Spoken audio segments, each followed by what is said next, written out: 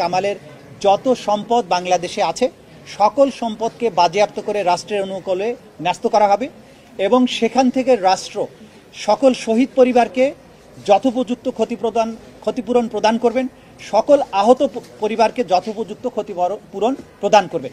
এটা হচ্ছে ক্ষতিপূরণের ব্যাপারে আদেশ। আর একটা অবজারভেশন তারা দিয়েছেন যে আওয়ামী লীগ এবং 14 দলীয় জোট যুবলীগ তাদের ব্যাপারে তারা যে একটা সন্ত্রাসী বা ক্রিমিনাল অর্গানাইজেশন, এইটা প্রসিকিউশনের পক্ষ থেকে সাবমিশন ছিল। আদালত বলেছেন এইটি যেহেতু আজকের এই মামলার বিচার্য বিষয় নয়, সেই ব্যাপারে তারা কোনো অবজারভেশন দেয়া থেকে বিরত থাকছেন। অর্থাৎ তাদের ব্যাপারে প্রসিকিউশনের যে আলাদা তদন্ত চলমান আছে দল হিসেবে একটা সংগঠনের ব্যাপারে যে তারা সত্যিকার অর্থে অপরাধী সংগঠন কিনা সেটি একটি আলাদা মামলায় বিচার্য বিষয় হতে পারে। এই মামলাতে যেহেতু কোনো দল পক্ষ নয় বা আসামি হিসেবে সম্পৃক্ত করা হয়নি, সেই ব্যাপারে আদালত দলীয়ভাবে কারো বিরুদ্ধে কোনো অবজারভেশন দেয়া থেকে বিরত থেকেছে। যে কোনো আদালতের আদেশের বিরুদ্ধে যদি আপিল করতে হয়, যেমন আমাদের এই মামলায় এই সাজার বিরুদ্ধে 30 দিনের মধ্যে আসামিরা চাইলে সুপ্রিম কোর্টে আপিল দায়ের করতে পারবেন, কিন্তু সেই আপিল দায়ের করতে হলে পলাতকরা কেউ করতে পারবেন না, কারণ পলাতক ব্যক্তির আইনগত কোনো অধিকার থাকে না।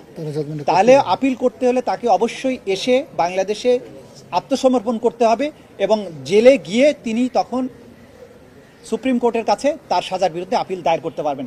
যদি আত্মসমর্পণ না করেন তাহলে রাইট অফ অ্যাপিল থাকবে না। 30 দিন সময় আছে আইন অনুযায়ী। আজকের থেকে 30 দিনের মধ্যে তারা আপিল করতে পারবেন। অর্থাৎ আজকে থেকে 30 দিনের মধ্যে তারা যদি এসে আত্মসমর্পণ করেন তাহলে তারা সুপ্রিম কোর্টে আপিল করতে পারবেন। সুপ্রিম কোর্টে আপিল দায়ের হলে আমাদের আইনে পরিষ্কারভাবে বলা আছে সুপ্রিম কোর্ট সেই আবার আপিলটা পরবর্তী 60 দিনের মধ্যেই নিষ্পত্তি করবেন। সুতরাং সেটা আইনি বিধান।